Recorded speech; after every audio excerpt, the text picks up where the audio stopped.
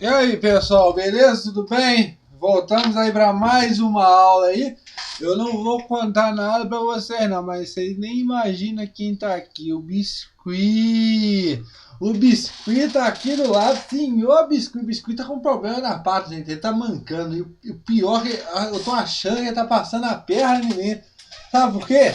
Porque quando ele tá perto de mim, ele tá vendo que eu tô olhando ele e começa a mancar.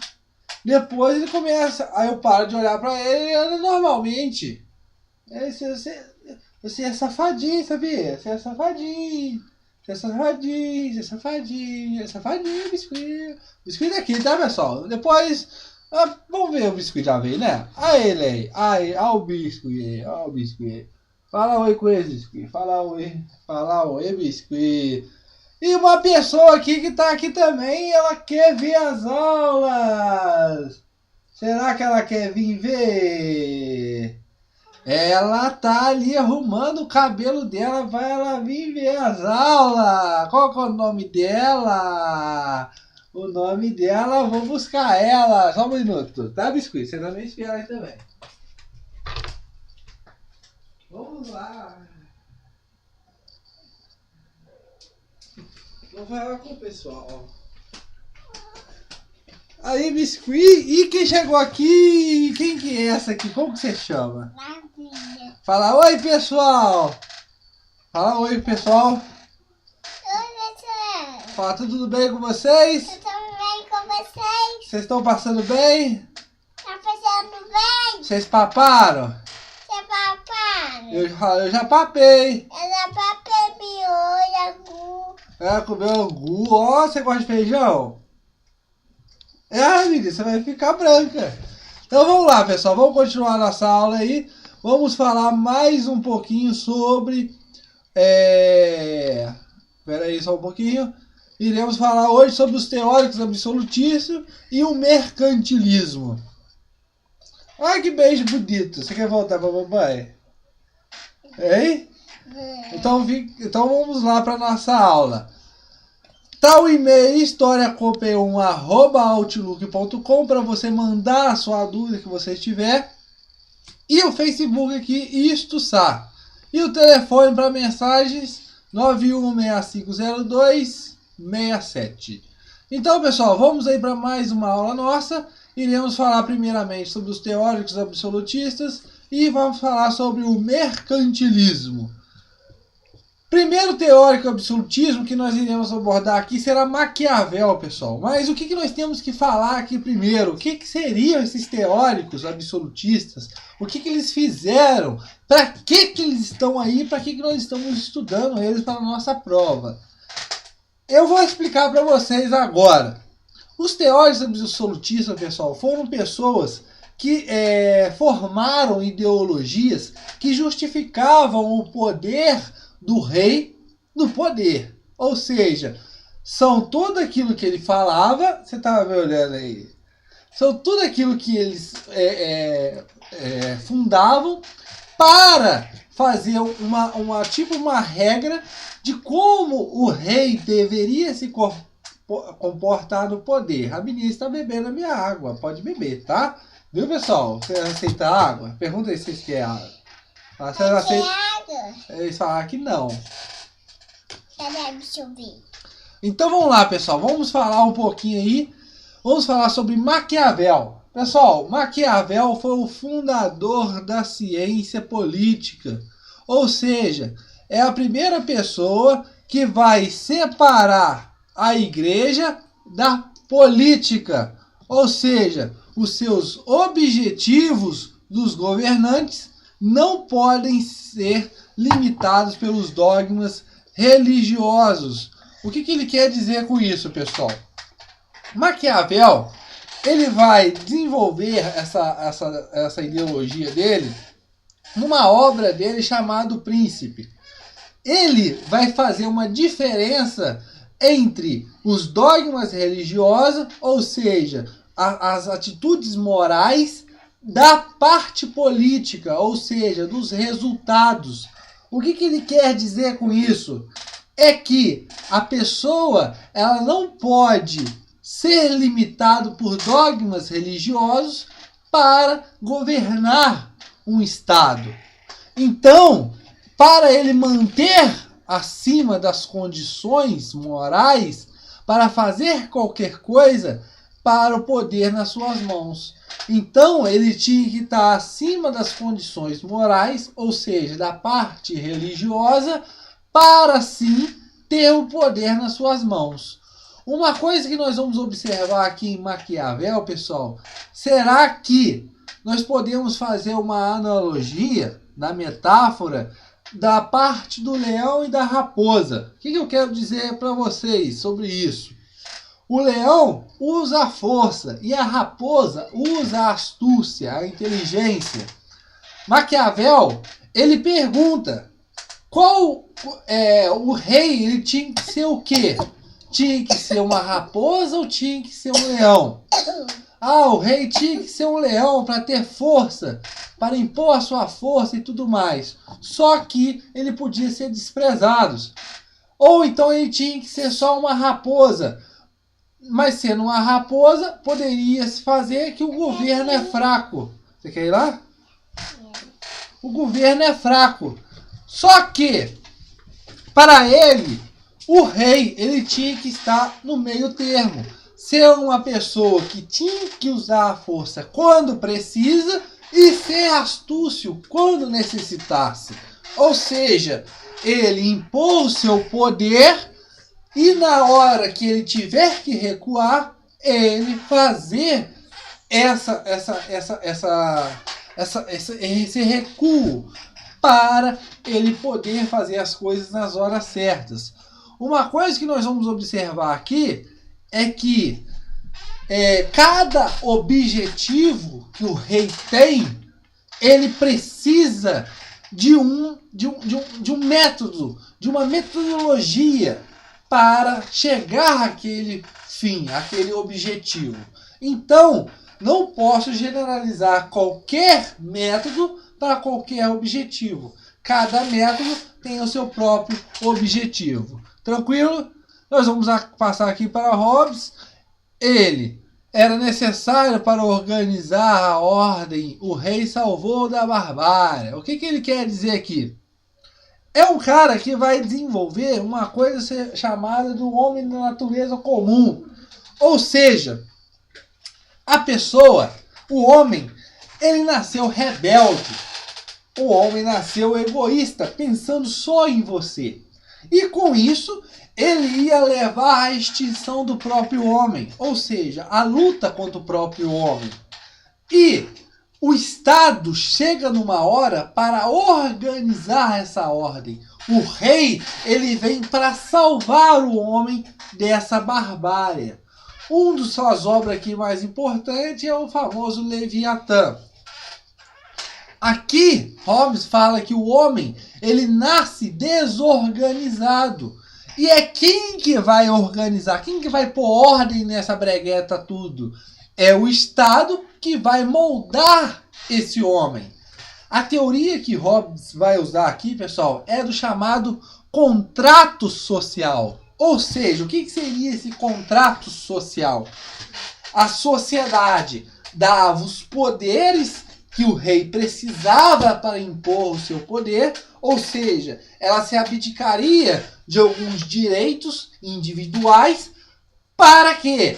Para que o rei pudesse ter punho forte e sobrepor, salvar o homem dessa barbárie. Esse seria o chamado contrato social. Tranquilo, pessoal? Beleza? Vamos falar um pouco aqui de Bodin e Bossuet.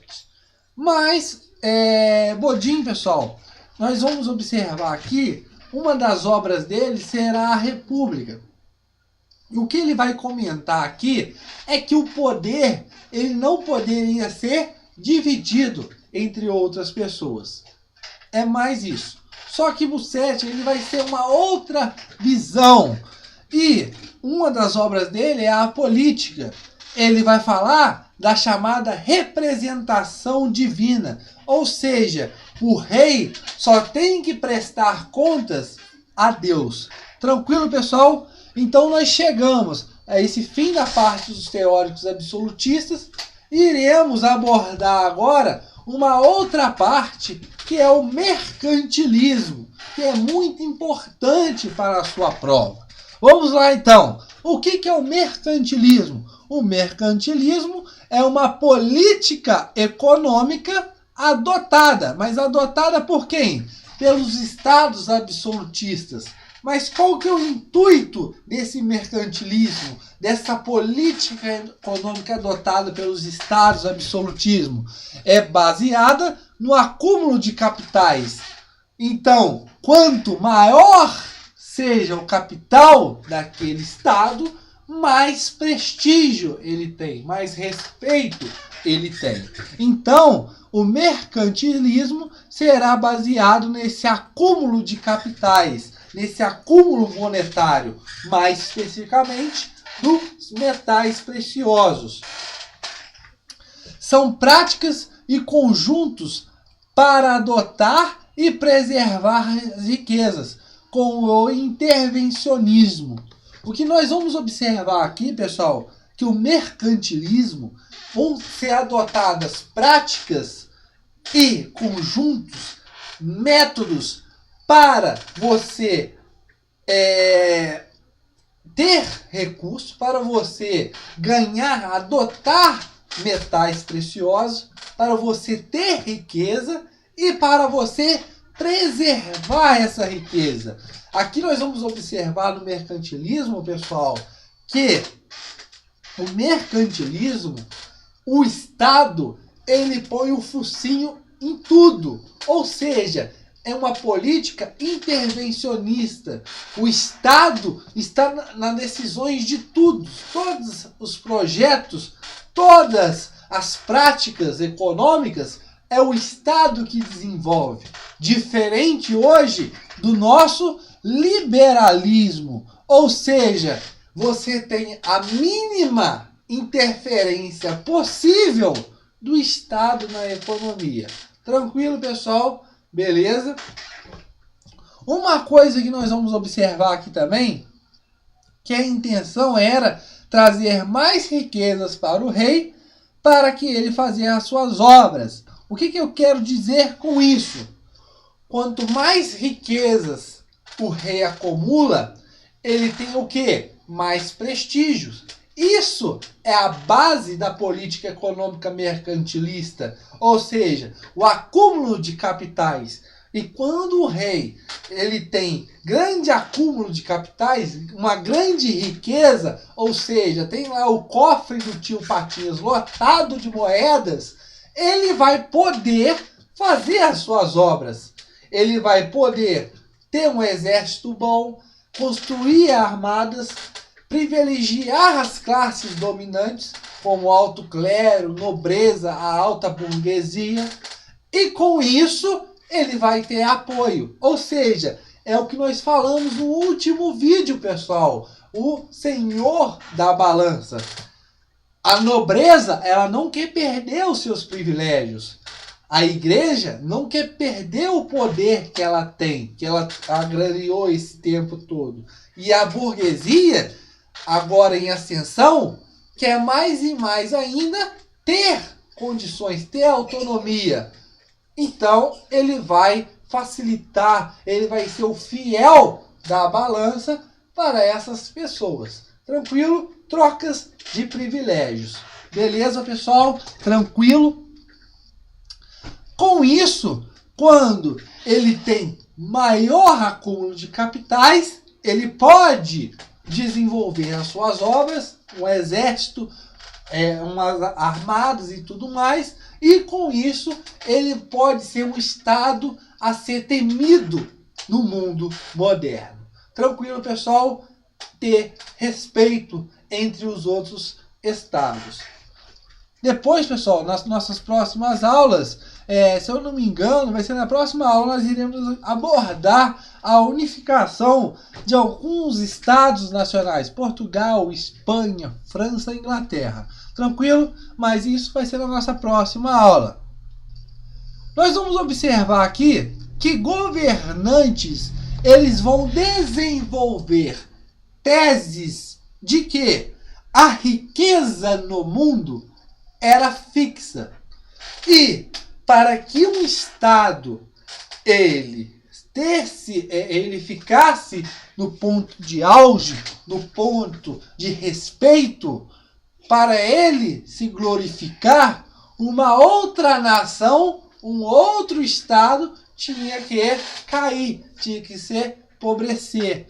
E com isso nós vamos observar que as maiorias das guerras que serão travadas será por causa dessas teses desses governantes. Ou seja, as riquezas são fixas e para que um Estado se levante, o outro tem que cair. Tranquilo, pessoal? Beleza? Vamos passar para a nossa próxima partezinha aqui. E você está perguntando essa coisinha que eu sublinhei aqui. Se aquele Estado, o que vai gerar o respeito dele vai ser o acúmulo de capitais, o acúmulo principalmente aqui de metais preciosos. Mas e para aqueles Estados nacionais que não têm metais preciosos, que não são beneficiados disso? Eles vão ter que sair atrás de quê? Das colônias. E nós vamos observar nos nossos próximos vídeos da expansão colonial.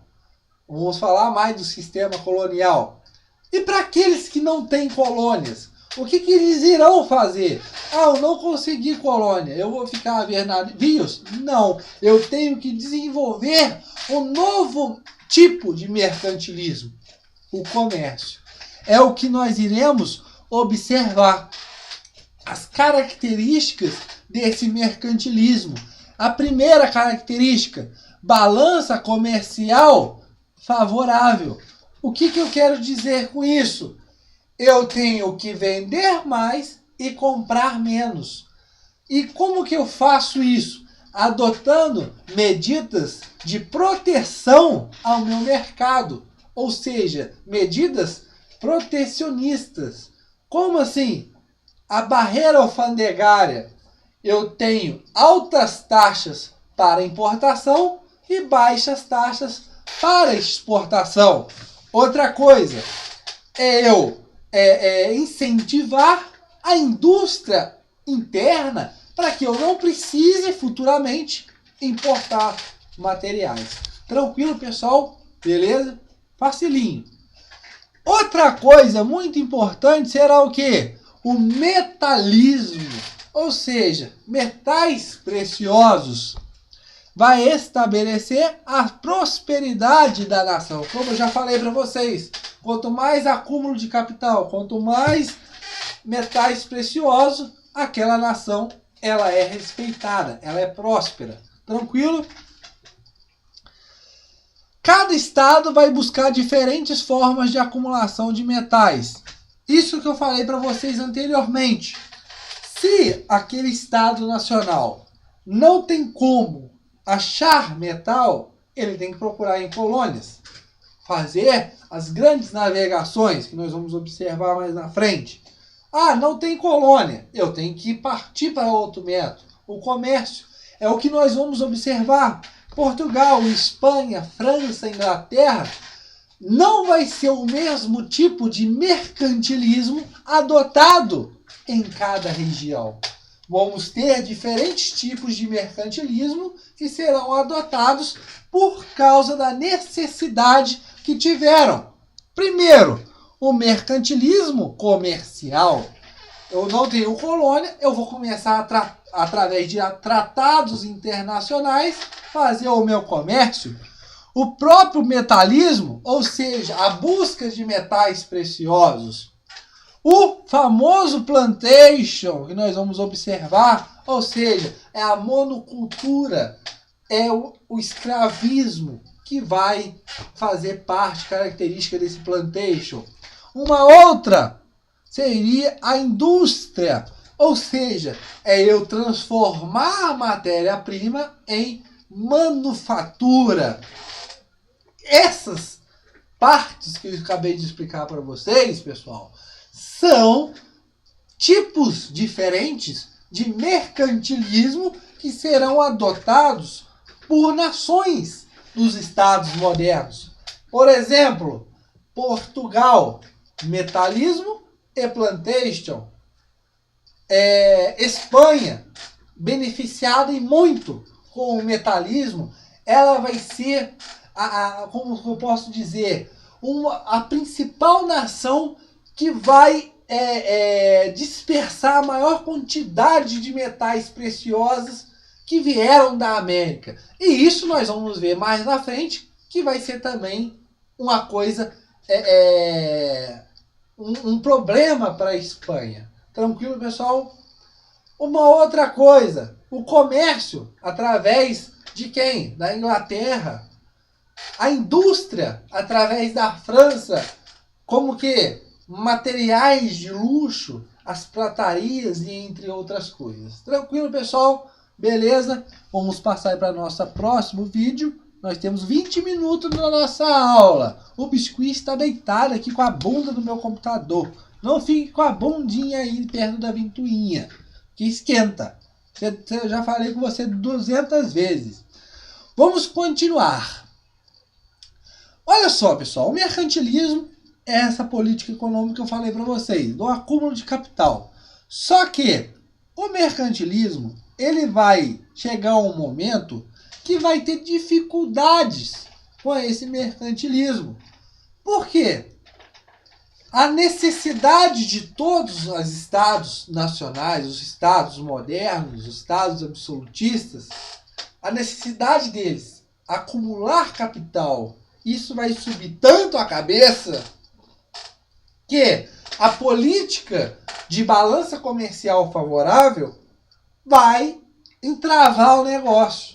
Ou seja, ninguém quer comprar, só quer vender. Isso vai ser uma dificuldade muito grande para o mercantilismo. E qual que vai ser a saída? O que será ser feito para solucionar esse problema dessa dificuldade? Porque todos querem vender e ninguém quer comprar. A saída vai ser o chamado sistema colonial, que nós iremos observar mais na frente, do famoso pacto colonial. Ou seja, a colônia vende os seus produtos primários, preços baixos, e importa, compra produtos manufaturados de sua metrópole com preços altíssimos. Essa será a saída. Tranquilo, pessoal? Mas isso nós vamos ver mais na frente. Um cara chamado Adam Smith, ele vai fazer uma crítica muito, mas muito forte ao mercantilismo. Mas diretamente ao protecionismo, ou seja, e a subordinação das colônias. O que ele vai falar com isso, pessoal? O protecionismo, a subordinação da colônia, não tinha como fim último o desenvolvimento da manufatura. Para ele tinha que haver... Até aqui, pessoal, beleza? Vamos explicar até aqui. Para Adam Smith, pessoal, a principal crítica dele era os bloqueios através do protecionismo, a parte da subordinação da metrópole sobre a colônia, e isso dificultava e muito o desenvolvimento de manufatura, tanto na colônia quanto na metrópole. Para ele, pessoal, o que teria que haver era uma livre atividade comercial e manufatura em qualquer território, seja na colônia ou seja na metrópole. É sair dessa lenga-lenga de que a colônia ela é subordinada na metrópole e ela tem que atender às necessidades na metrópole e ela tem que comprar os negócios lá tão altos.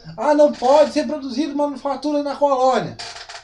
Isso Adam Smith não concordava. Ele levava a parte da atividade comercial, a livre atividade comercial e manufatura no território. E, para ele, não se acumulava riqueza pelo acúmulo monetário, mas sim pela produção de bens. Tranquilo, pessoal? Beleza? Espero que vocês tenham entendido essa parte aí. falamos sobre os teóricos absolutistas e sobre o mercantilismo. São coisas que caem frequente na sua prova de Enem, vestibular, pré-militar. Não sei qual prova que você está fazendo, mas é muito importante essa matéria. Tranquilo, pessoal? Então, espero que vocês tenham gostado. E qualquer coisa, mande e-mail para historiacomp1@outlook.com, porque o nosso curso de História completo para concursos e vestibulares e pré-militar está aqui para ajudar você. Tá bom, pessoal? Então, bye bye. São quase meia-noite. Tá na hora da gente descansar. Espero vocês na nossa próxima aula. Um abraço!